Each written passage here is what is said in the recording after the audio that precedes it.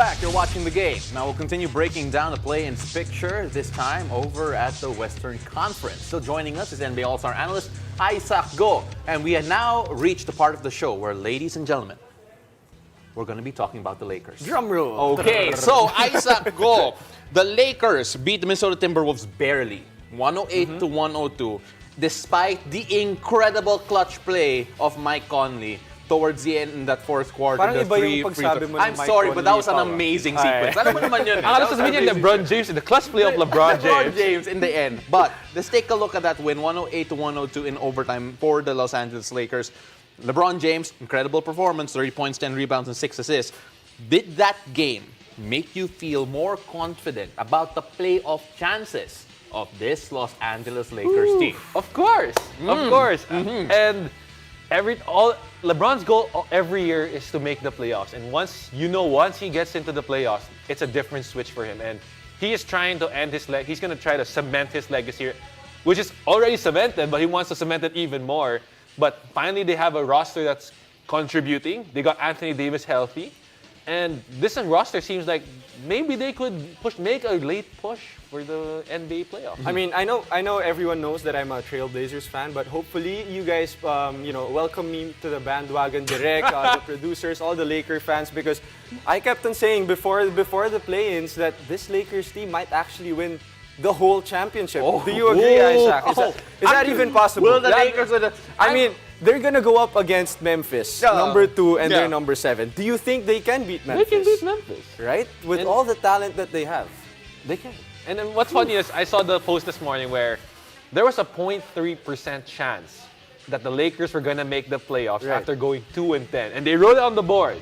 0.3%, 2-10, but they encircled playoffs, and they did it. I mean, they have the GOAT with them. Yeah, so that's an incredible performance there for the Lakers. And before we go on in predicting the future of the Lakers, we have to talk about what happened in the other matchup in the play. And of course, the OKC Thunder will get a shot to go and fight for that 8th seed against the Minnesota Timberwolves after beating the New Orleans Pelicans 123 to 118. SGA, already expected, he'll have a good game, but Josh Giddey up. Look at that guy.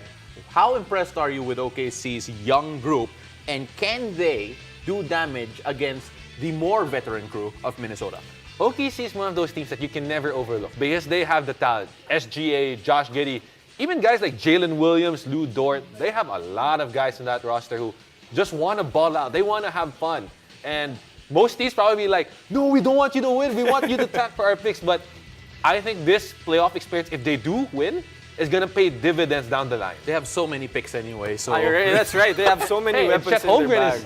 Chet Holmgren is waiting. Yeah. I don't think, OKC this win, congratulations, they're going to make it to the playoffs, but I don't think they're going to advance to the next round after this. Of course, OKC, they have a great squad. SGA, for me, is a superstar.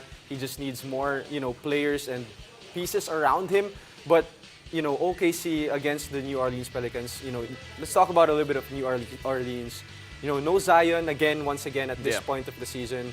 What do you think of that team?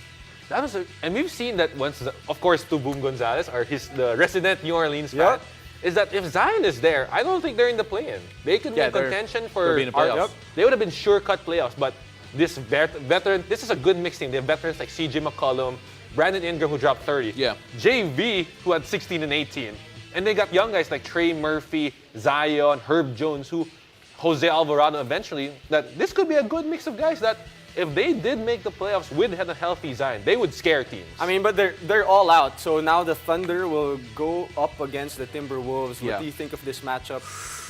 Of course, Pao here is rooting for Mike Conley, the ex-Utah Jazz player, and Rudy Gobert. But that's interesting. But go on, Because I like this OKC team, but if you're looking for a first round in the playoffs that's more interesting, I think Minnesota can provide that matchup against Denver, especially the veteran presence of Mike Conley, Rudy Gobert. They've been there. They've made it late pushes in the playoffs. They've lost and Pao to Denver. knows that. And they've lost to Denver also. Hey, but this time they got Karl Anthony Towns. This time they got too big. Yeah, that's true. But actually, my question is, when I take a look at the Minnesota Timberwolves, again, still referencing the matchup that the Utah Jazz made, the Lakers and the Timberwolves, because literally half the starting line of the Jazz were part of those two teams.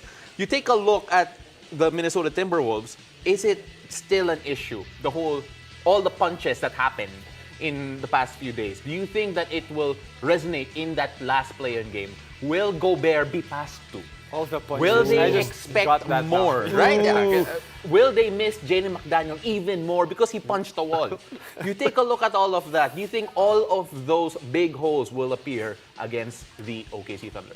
I think so, because especially when you go through a long, grueling season with a lot of ups and downs, missed expectations, sometimes you just get frustrated with one another. And it's better that they get it out of the way now, rather than it boils over, moves into next season, and they have to deal with that. But they got it out of the way. They talked about it, and they got vets around the team who want to simmer it out, like they understand where everybody's coming from. But I think that might band them together and now make them even more focused for the play-in. All right, so NBA play-in, the first games are now done in the Western Conference. We asked you a while ago in the East who was your MVP for the first round of play-in games. How about here in the West? Who would you pick as your personal MVP? LeBron. Easy. LeBron. I would say Mike Conley because we're with Pau. But they lost. They lost. Yeah, Mike Conley lost. We still have a chance. Yeah, but honestly, LeBron, and again, there's this conversation that why did he pass the last shot to Dennis Schroeder? But he made the right Right play. decision. He drew, and that's how I think where we're obsessed with players getting all the glory. That okay, I'm gonna be mano a mano. I'm gonna take a shot. Instead, LeBron opts to drive. Makes a very difficult pass to the corner. Yes, if you he watch did. the picture, Yes, very and difficult. Dennis Schroeder hit the three. He had 6 assists in that game, shot 50% from beyond the arc, talking about LeBron James, and 57% from the field. Isaac, really appreciate all the time and joining us here for the entire episode. And let's see whether or not we have you back for more predictions brother. and more Hopefully. hot takes from young Isaac. I mean, all I know is I love the play-in. It's better for the I love league. it. I love it. Really appreciate it. Watch all the 2023 NBA playoff action together with other NBA exclusive only on NBA TV Philippines. Catch the games daily, live, and in HD. Games are also shown live from Fridays to Mondays on One Sports and TV5. The NBA playoffs, where we are always a fan. Isaac, maraming salamat. Really appreciate you again. Please stay for the whole show more often. Thank you. If you guys will have me,